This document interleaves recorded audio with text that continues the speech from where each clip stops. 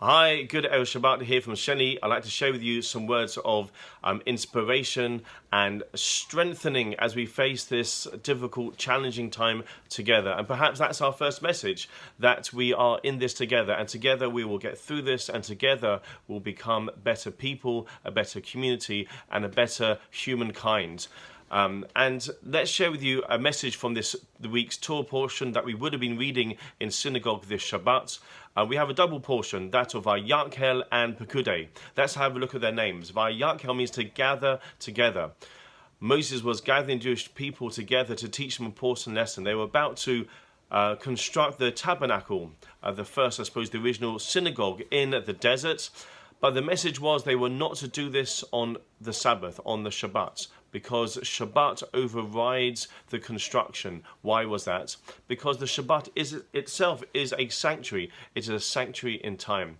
And I was kind of hoping the government would be putting out lots of policies to be able to protect us. And I was hoping that maybe they would try a new policy, that of having a 25-hour period whereby they would ban any use of social media, any use of television, in order that we can bring down our levels of anxiety and just be.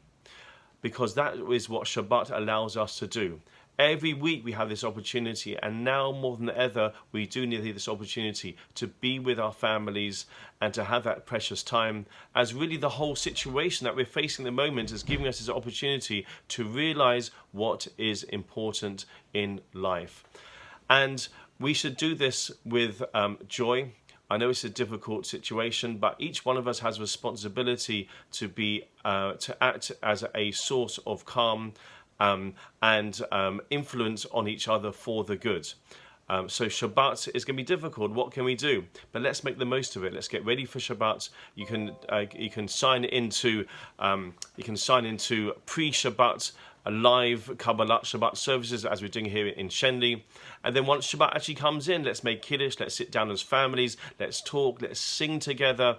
And then let's get a good night's sleep. In the morning we can get up and we can take our Siddur and the Chumash and go through the services as best as we can do. And then again we have time to maybe go for a walk or sit down for lunch and enjoy the Shabbat. Find a book that we can read, go for another walk, have a nice rest. At the end of Shabbat we'll have this detoxing effect. We can turn our phones on all our devices after Shabbat, and we would be able to face the world with a sense of strength and a sense of the connection that we've had by experiencing a true Shabbat.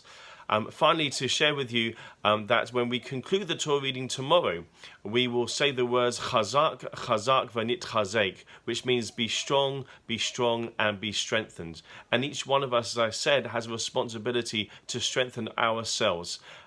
Strengthen our sense of identity, strengthen our sense of connection, which Shabbat helps us to do, and through that, we'll utilize the Shabbat and we'll become stronger people and a stronger community to face the challenges ahead. I wish you all a Shabbat Shalom.